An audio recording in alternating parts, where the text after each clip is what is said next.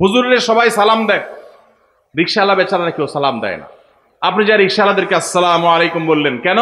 কারণ তারা অবহেলিত, তাদেরকে মানুষ সালাম দেয় না। তাহলে তাদেরকে সালাম দিলে, হুজুরের সালাম দিলে যে সওয়াব হতো তার চেয়ে সওয়াব বেশি হবে, কারণ অবহেলিত, এদেরকে কেউ সালাম দিচ্ছে না। একজন গরিব মানুষ, একজন অভাবী মানুষ, সিএনজি চালক, তার গাড়িতে উঠছেন। মুসলমান হলে তার আচরণ হবে উঠে বসেই আসসালামু আলাইকুম বল। চেষ্টা করা যাবে না ইনশাআল্লাহ? যাদের গাড়ি আছে, কয়জন মানুষ গাড়িতে উঠে বসে ড্রাইভার সাহেবকে সালাম দেন? সালাম দেয়া তো দূরের কথা, উল্টা বেশিরভাগ গাড়ি মালিকদের একটা বদ অভ্যাস আছে, একটা বাজে স্বভাব আছে। আমাদের দেশে একটা বাজে কালচার প্রচলিত আছে, সেটা হলো গাড়ি মালিকরা গায়ের কাছে আসেন, এসে ভূতের মতো অনেকে দাঁড়ায় থাকেন। ভেতর থেকে ড্রাইভার সাহেব বের হয়ে আসবে, ওনার দরজাটা খুলে ধরে রাখবে, তারপর উনি ভিতরে বসবেন। এই কাল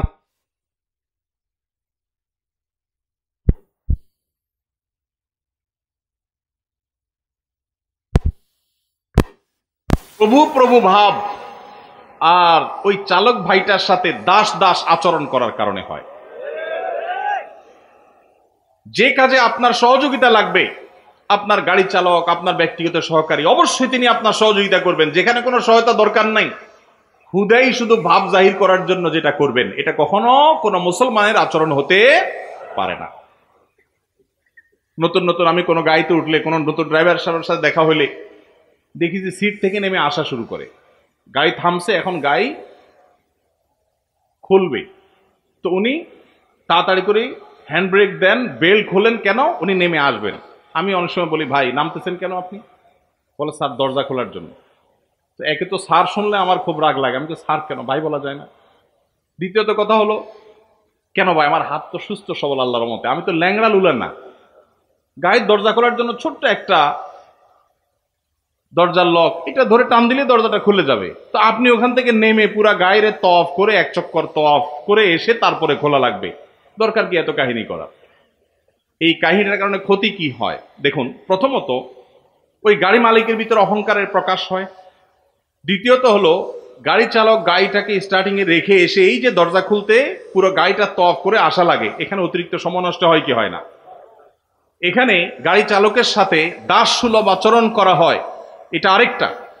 পাশাপাশি একটা ভয়ঙ্কর ক্ষতি হয় পাবলিক প্লেসগুলোতে। আপনারা দেখবেন, সেদিন আমি যশোর থেকে ঢাকা আসছি, এয়ারপোর্টে নামার পর দেখি আমার গাড়ি অনেক দূরে সিরিয়ালে আছে। তো খেয়াল করি নাই, বের হয়ে গেছি, মনে করছি বাইরেই আছে। পরে দেখি যে অনেক সিরিয়ালে আছে। পরে সিরিয়ালে থাকা দেখে আমি দেখলাম যে ডোমেস্টিক এয়ারপোর্টের ওখানে ছোট্ট একটু জায়গা, সব উল্টাপাল্টা গাড়ি পার্কিং করে রাখছে। কারোর হয়তো বস আসবে, সাহেব আসবে, ড্রাইভার সাহেব ওটা দাঁড়ায়া সে তামু খাইতেছে। এই যে গাড়িটা দাঁড় করে রাখছে, পিছনে 1 কিলোমিটার সিরিয়াল পড়ে গেছে। এর ফলশ্রুতিতে বহু মানুষের ফ্লাইট মিস হবে। আমি তখন আমার সাথে যারা ছিল তাদেরকে সাথে নিয়ে বললাম, চলো আজকে একটু ট্রাফিক গিরি করি। তখন চলে গেলাম, যে একটা একটা করে গাড়ির ড্রাইভারকে ধরে বললাম, ভাই কেন দাঁড়াইছেন এখানে, রং কেন পার্কিং করলেন? এতক্ষণ পর্যন্ত প্রহরী কাউকে দেখা যায় নাই। যখন আমি এই ডিউটি শুরু করে দিয়েছি, পরে দেখলাম যে প্রহরী সবাই এসে ভরে গেছে আমার চারপাশে। পরে বললাম, আপনাদের আজকে ডিউটি আমি করি, আপনারা শুধু তাকা তাকা দেখেন। হঠাৎ একটা সরকারি গাড়ি আসলো, বিরাট বড় স্টিকার দেওয়া, একেবারে রং ভাবে দাঁড়াইছে। ছোট্ট জায়গা, এরকম বাঁকা হয়ে এমন ভাবে দাঁড়াইছে, পিছনে আরেকটা গাড়ি চলে যাবে, যে ওটা যাওয়ার রাস্তাটা বন্ধ হয়ে গেছে। অথচ এই গাড়িটা একটু সোজা হয়ে দাঁড়ালে, সাইড করে দাঁড়ালে ওই গাড়িটা যেতে পারে। গ্লাস নামাইলাম ড্রাইভার সাহেবের সিগন্যাল দিয়া।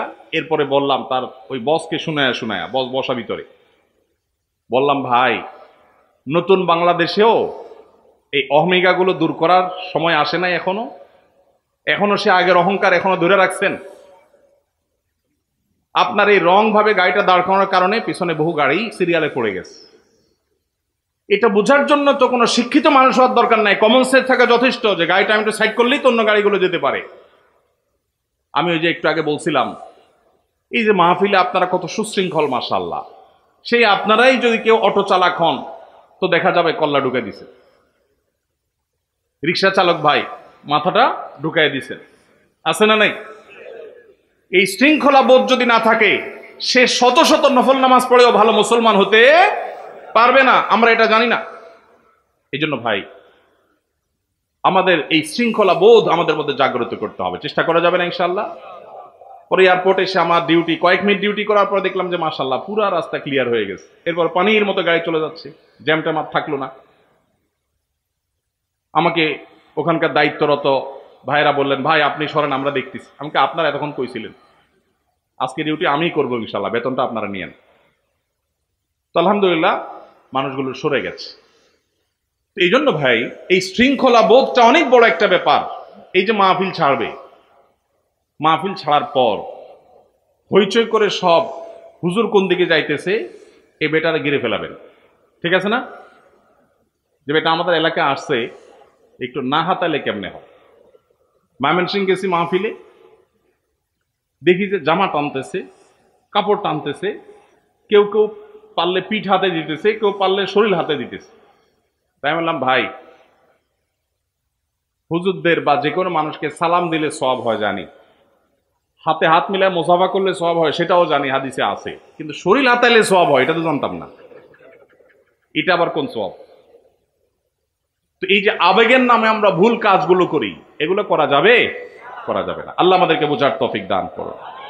তো বলছিলাম নবী করিম সাল্লাল্লাহু আলাইহি সাল্লাম ওই যে আমল শিখিয়েছেন, শাবান মাসে মানুষ অবহেলিত থাকে, সেজন্য এই মাসে আমলের গুরুত্ব বেশি। অতএব যেই কাজটা মানুষ অবহেলিত করে, গাড়ির ড্রাইভার থেকে কথাটা আসলো, গাড়িতে উঠার পর চালককে সালাম দিবেন আসসালামু আলাইকুম করে।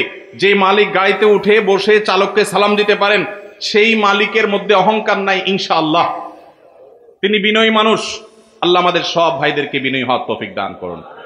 ওই যে গাড়িগুলো ড্রাইভার সাহেবদের দরজা খুলে দাঁড়ায় থাকে, কালচারটাকে খারাপ কালচার বলছিলাম যে কারণে, সেটা এখনো শেষ হয় নাই। ওই এয়ারপোর্টের বিষয়টা যে আসলো, সেটা কেন আসলো? এক একটা গাড়িতে ধরেন আপনি এয়ারপোর্ট, হসপিটাল, স্কুল, কলেজ, বিভিন্ন পাবলিক প্লেসে অনেক গাড়ি সিরিয়াল ধরে ধরে আসছে, একটা একটা করে যাত্রী নামাচ্ছে আবার চলে যাচ্ছে। দেখা যায় যে বিরাট ভিড় হয়ে যায়। এই ভিড়ের যতগুলো কারণ থাকে, এর একটা হলো এই কালচার। কেন? কারণ গাড়িটা এসে থামছে, যদি গাড়ি মালিক বা গাড়ির আরোহী তিনি সাথে সাথে পট করে দরজাটা খুলে নেমে যান, শেষ হয়ে যায়। রং সাইডে নামলে অনেক সময় গাড়ির চালক এসে দরজা খুলতে হয়, কিন্তু যখন বাম সাইডে আপনি নামবেন তখন তো সাইড করা, দুর্ঘটনার কোনো ভয় নাই, তিনি দরজা খুলে নেমে যেতে পারেন। কিন্তু চালক হ্যান্ড ব্রেক দিয়ে বেলটা খুলে উঠে এসে গাড়িটার চক্কর দিয়ে তারপরে দরজাটা খুলে ধরবে, আপনি নামবেন, আবার দরজা আটকাবে, আবার সে তার জায়গায় গিয়ে বসবে, বসে গাড়ি টান দিবে। অতিরিক্ত সময় নষ্ট হয় কি হয় না?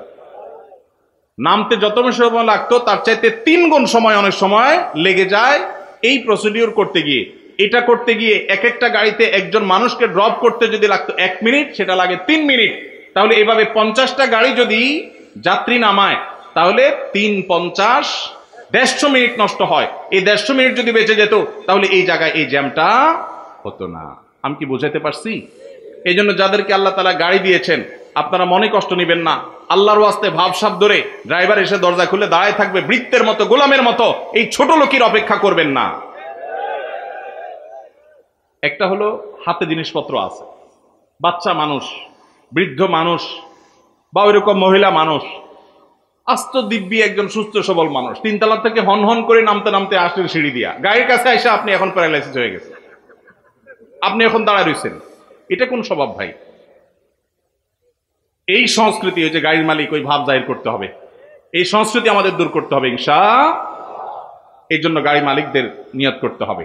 আশা করি আমরা এই চেষ্টাটা করব। তো আমি যেটা বলছিলাম, ড্রাইভাররা তাদেরকে সালাম দেন কিনা, কাজের লোকরা সালাম দেন কিনা, রিক্সা চালককে সালাম দেন কিনা? যদি দেন, তাদেরকে কেউ দেয় না, আপনি দেন, তাহলে অন্য মানুষকে, একজন হুজুরকে সালাম দিয়ে যে সওয়াব হবে, ওই যে অবহেলিত যাকে কেউ সালাম দেয় না, সেখানে সালামের কালচার যদি আপনি জিন্দা করেন, সওয়াব একটু বেশি হবে ইনশাআল্লাহ।